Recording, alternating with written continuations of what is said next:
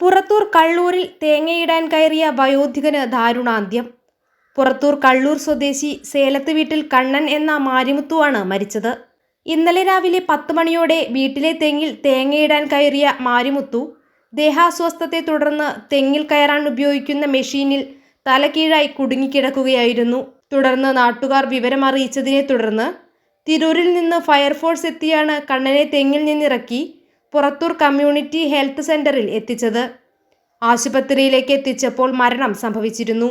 രക്ഷാപ്രവർത്തനത്തിന് senior fire officer Girish VP, fire rescue ഓഫീസർമാരായ Arun Raj, Satheesh, Raghuraj, Prince, ഹോംഗാർഡ്മാരായ സുധീർ, അബൂബക്കർ എന്നിവർ നേതൃത്വം നൽകി. News desk D4 news. പഠിക്കുന്നത് എംപയർ കോളേജിലാണെങ്കിൽ ജോലി വെറും സ്വപ്നമാകില്ല. Empire College of Science, Moodal, Kuttippuram, Malappuram.